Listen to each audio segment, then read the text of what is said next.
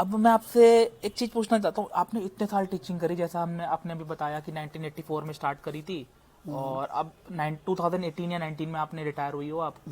तो इतने साल टीचिंग करने के बाद एक जो ऐसी चीज जो आपके साथ जीवन पर्यंत रहेगी, जो ऐसी चीज सीखी हो या जो आपके अंदर आ गई हो इतने साल, वो 25 साल वो जॉब करने के बाद, जो कोई भी चीज ऐसी हो जो आपके साथ वो जीवन पर्यंत रहने वाली है, क्या क्या वो चीज है? आपको क्या लगता है, मतलब सोच के आप बताओ अगर।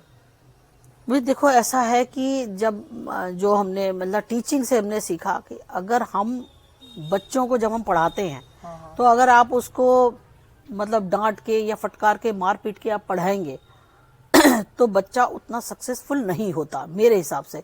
और मैं मेरे को स्कूल के अंदर भी मतलब कॉलेज में हमारे को सब टीचर मतलब कोई टीचर नहीं कहता था, एज ए माँ ट्रीट करते थे सब लोग, सारे बच्चे एज ए माँ ट्रीट करते थे। वो कहते थे कि भाई इन्होंने जो बात कह दी वो बिल्कुल सही है, तो वो लोग मेरी बात का ऑनर करते थे। और भाई देखो, दोनों बातें हैं टीचिंग से, नो डाउट मतलब पैसे का भी आपको रहता है, पैसा भी आपको अर्न भी आप कर सकते हैं और उसको आप अपने तरीके से खर्च भी कर सकते हैं, ये चीजें भी होती है, ये बात नहीं है। लेकिन मेन था यही था कि आप बच्चों को, जिन बच्चों को भी आप पढ़ा रहे हैं, जो भी टीचर है, अगर इसी तरह से लेके चले तो जरूर वो बच्चे कामयाबी की दिशा में ही जाए। ये बात तो है, क्योंकि मुझे लगता है आजकल ये चीज ना ट्रेंड में भी बहुत है। लोग बोलते हैं कि किसी को ऐसे धक्का देके कोई चीज करवा नहीं सकते आप प्यार से समझाओ और वो समझेगा बच्चा, वो चीज है, वो लोग समझते हैं आजकल।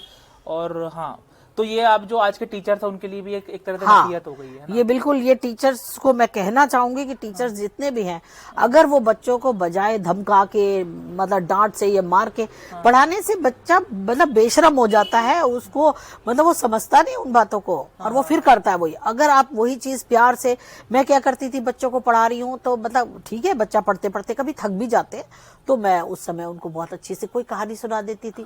जैसे त्योहारों की कहानियां मुझे सब याद है, हर त्योहार की कहानी, कभी रक्षाबंधन की कहानी, कभी भाई दूज की कहानी।